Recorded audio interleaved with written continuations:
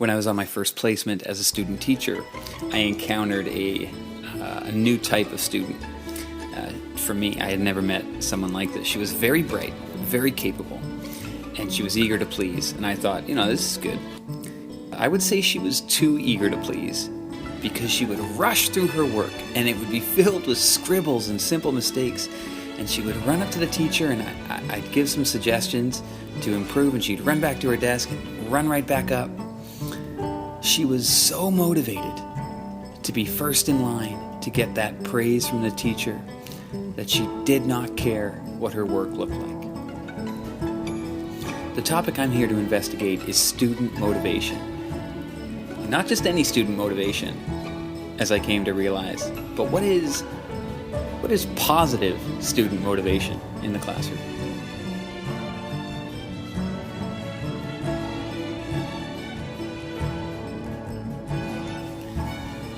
When you delve into the literature about motivational psychology, you find out pretty quickly that the community is settled on two sources.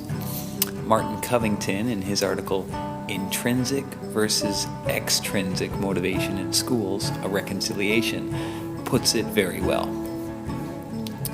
Over the past 50 years, two quite different kinds of reasons have emerged in the thinking of psychologists: intrinsic and extrinsic reasons.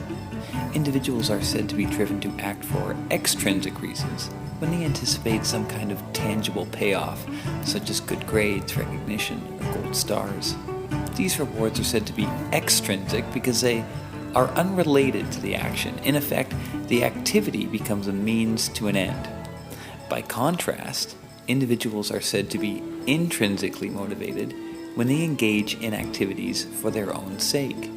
In this instance, the rewards reside in the actions themselves. That is, the actions are their own reinforcement. Let's move from the theoretical to a concrete example. And we'll do that with a name that you cannot avoid when you start delving into motivational psychology, and that name is Edward Deci. In Edward Deci's book, Why We Do What We Do, he talks about a study where he set up a game involving a 3D puzzle. One of the two groups he tested was given money for their achievements, and the other was not. And of course, because this is a psychological study, there's a trick. The real study was watching how people reacted when the half hour of puzzle-solving time was over. The experimenter would make an excuse to leave the room and be gone for exactly 8 minutes, and this is the time that Deci was interested in. What would the people do? Would they still be interested in the puzzle? The people who had not been given any reward were much more likely to pick up the puzzle and continue playing, and the people who had been paid were more likely to do something else, read a magazine, or just wait. As Deci puts it, stop the pay, stop the play. This is from the chapter, I'm Only in It for the Money. Introducing monetary rewards seems quickly to have made students dependent on those rewards, shifting their view of the puzzle from a satisfying activity in its own right to an activity that is instrumental for obtaining rewards. Now, I love a good theory. I'm a real sucker for a well-worded abstract concept, and I was enjoying my exploration of motivational psychology in the classroom through the literature.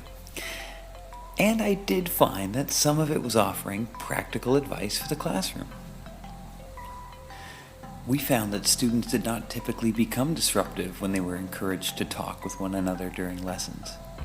That's from Alison Ryan and Helen Patrick's study of students in grade 8. It's a point that made a deep impact on me. Sometimes that whispering in the back of a class is a student explaining a concept to another student, and the teacher's instinct might be to shut down any noise. But in that case, isn't that the kind of motivated communication we ought to encourage? What's better than a student trying to help their peer understand the lesson by putting things in their own words? I think I'm biased because I know I did this all the time in class.